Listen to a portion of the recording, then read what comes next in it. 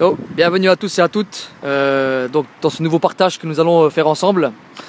Partage qui est très important, vraiment au sujet de ce qui se passe aujourd'hui malheureusement, un peu partout dans le monde, que ce soit en Inde ou en Irak actuellement. Des choses terribles se déroulent et nous prendrons donc un temps de silence pour ceux qui sont dans la souffrance actuellement.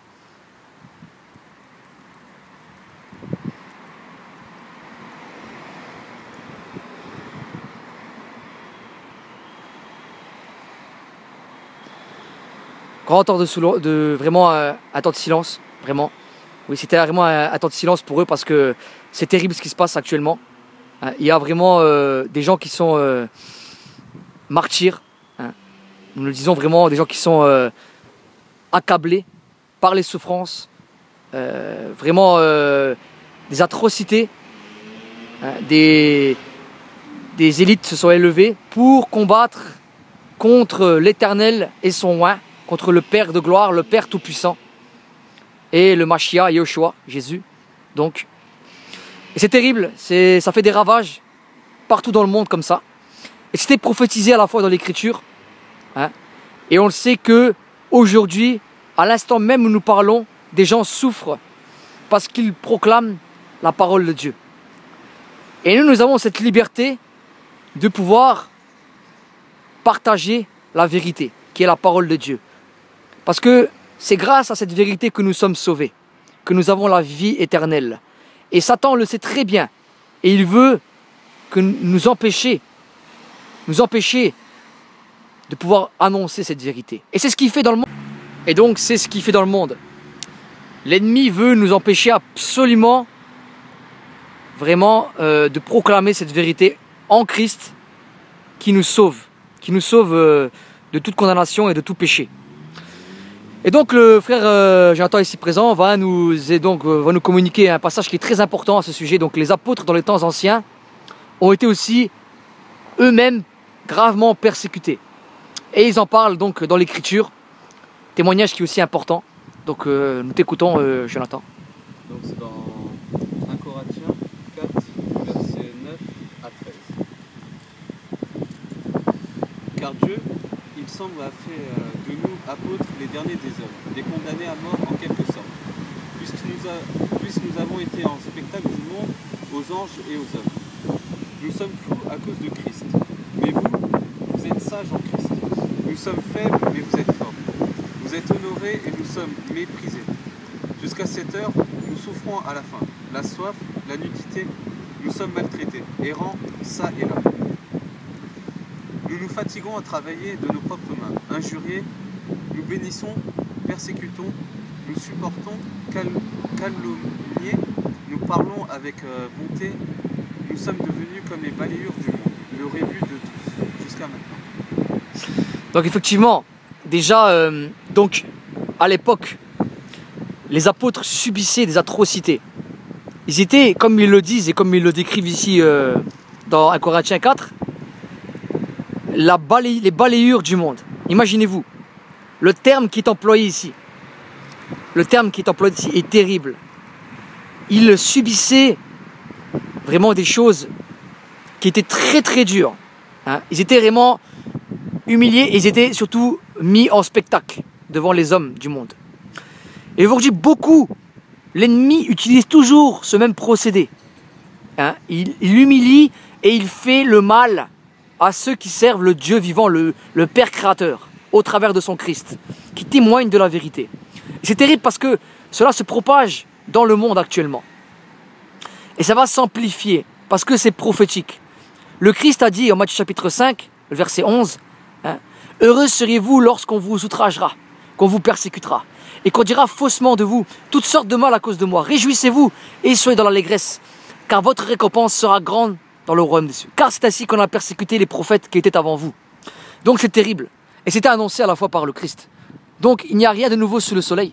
C'est toujours d'actualité aujourd'hui. Et c'est à quoi nous sommes exposés aujourd'hui actuellement. Dans ces temps de troubles, dans ces temps de confusion.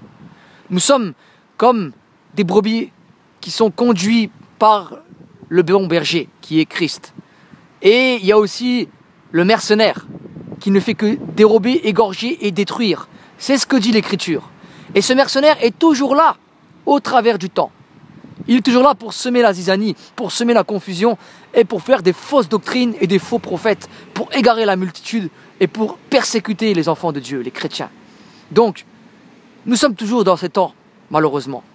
Et cela, je le dis et je le répète, va s'amplifier, malheureusement. C'est écrit, c'est prophétisé.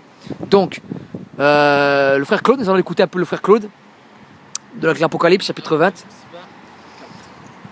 Et je vis des trônes, et à ceux qui s'y assirent fut donné le pouvoir de juger.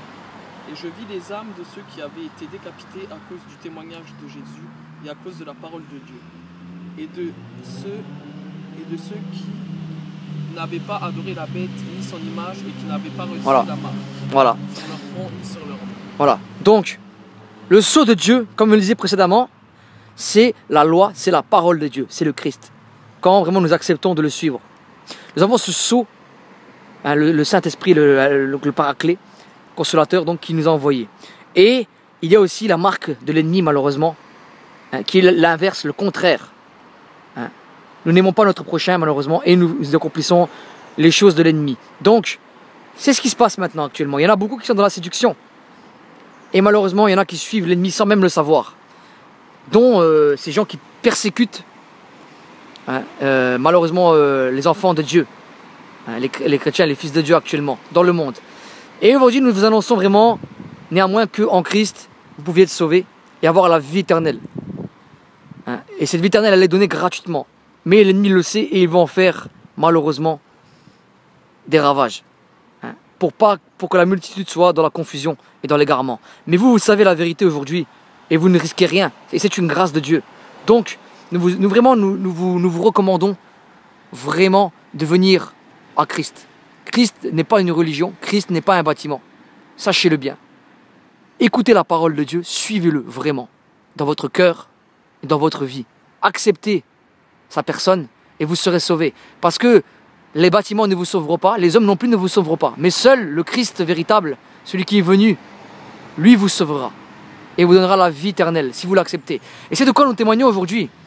Donc Jonathan, es-tu d'accord avec ces propos, avec tout ce qu'on vient de dire par rapport à l'Apocalypse 24 et donc 1 Corinthiens 4, 9 qui nous parle justement de ce qui devait arriver malheureusement et c'est ce qui est toujours d'actualité? Ouais, je suis d'accord, ouais, c'est toujours d'actualité, on l'a bien vu pour l'Irak là en ce moment. Et comme on le sait dans la Bible, c'est prophétisé, ces choses-là doivent arriver pour nous dire comme quoi c'est les marques de la fin du temps, comme quoi Christ est bientôt là. C'est bientôt la fin, à nous de persévérer. Je veux dire, aujourd'hui, on est en France, dans un pays libre. On a cette joie et cette liberté de pouvoir évangéliser, partager à des personnes inconnues dans la rue le miracle de l'évangile. Donc on est obligé même, j'ai envie de dire, d'aller voir nos frères et sœurs qui sont non chrétiens. Parce que Christ, il a donné sa vie pour eux aussi. Donc, exactement. Il faut qu'on profite de cette liberté. Ça va de soi. Hein. Ouais, il faut qu'on profite de cette liberté. On voit bien que des frères et sœurs en Irak, ils ont donné leur vie jusqu'à la mort. Exactement. Ils sont allés. Parce que s'ils sont morts aujourd'hui, c'est parce qu'ils n'ont pas renoncé à Christ. Donc, pour nous, ça doit être un encouragement. Bien sûr, mon cœur est triste parce que ces personnes-là, voilà, ils sont partis. Mais ils sont partis du bon côté. Du bon côté, avec notre Seigneur. Exactement. Ça doit être un encouragement en même temps. Et, c'est ça. Ça doit être un encouragement pour nous donner envie encore plus d'aller voir les autres, pour leur parler de l'évangile. Et en tout cas, nous vous témoignons en tout cas vraiment que le Christ est vivant, qu'il est ressuscité et qu'il reviendra pour rétablir la vérité et le jugement. Et ceux qui l'auront suivi seront sauvés. Ils feront partie donc de son royaume. Donc venez vers lui, vous qui êtes pécheurs, venez vers lui, peu importe votre état actuel. Christ vous aime, mais vraiment comme vous êtes. Il veut simplement que vous veniez vers lui pour être sauvés. C'est un encouragement que nous faisions aujourd'hui. Non que nous soyons meilleurs que vous, non, loin de là. Nous ne sommes pas meilleurs que vous. Nous sommes que des personnes qui avons pris le choix, la décision de suivre Christ dans leur vie. Parce que c'est la parole de Dieu. Hein? Ce que dit Apocalypse 19:13. Donc, son nom est la parole de Dieu. Le Christ, quand nous suivons la parole de Dieu, nous suivons Dieu. Voilà. Et nous prenons le chemin de la vie éternelle. Donc, prenez ce chemin, prenez ce choix, cette décision dans votre vie. Parce que vous voyez, comme il a dit le frère Jonathan, aujourd'hui, on a cette liberté. C'est magnifique. D'autres ne l'ont pas. Hein? Quand on voit un peu partout dans le monde, il y a beaucoup de persécutions. Il y a beaucoup de meurtres, des choses terribles qui arrivent. Et c'est pas pour autant que ces gens renoncent à la vérité. Parce qu'ils savent que ce qu'ils font est vrai. Qu'ils aiment le Seigneur. Voilà. Et ça vaut la peine. Ça vaut la peine. Donc, qu'as-tu vraiment ajouté aussi à ce sujet par rapport à ce qui se passe actuellement, malheureusement? Par rapport à ce qui se passe en Irak, c'est-à-dire que nous, ici, on a de la chance pour les gens qui sont dans la séduction, dans la luxure ou quoi. Si nos frères d'Irak persistent malgré les souffrances qu'ils vivent, ici, on devrait peut-être se poser les bonnes questions et rechercher la vérité. Exactement. C'est beaucoup plus dur pour eux et malgré ça, ils persistent dans la vérité. Donc pour nous, de se poser les bonnes questions, de se détourner de la séduction et de rechercher la vérité dans la parole de Dieu. C'est ça, c'est ça. Et que servirait-il à un homme? Mais que servirait-il à un homme de gagner tout le monde? Toutes les richesses, toutes les fortunes, toute la gloire de l'homme. Mais s'il perd son âme à la fin, à quoi ça sert? C'est ce que Christ nous dit. Donc, vraiment, voyez, nous avons ce libre accès au trône. Aujourd'hui, nous avons ce libre accès au salut pour être sauvés.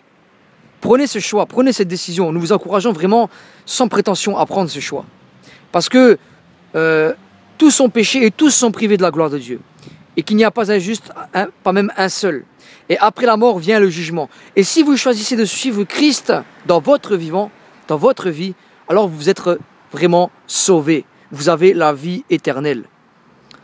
Jean 17:3, le Christ nous parle et nous dit: or la vie éternelle, c'est qu'ils te connaissent toi, le seul vrai Dieu, et celui que tu as envoyé, Yeshua Mashiach, Jésus-Christ. Donc le choix est simple. Mais vous ne serez peut-être pas forcément persécutés comme les gens de ce monde actuel qui sont persécutés en Irak ou autre, mais dans une autre forme, peut-être par la famille qui vous refoulera peut-être ou autre. Sachez une chose, c'est que ce sera le meilleur choix que vous feriez devant Dieu et pour l'éternité. Voilà, à bientôt.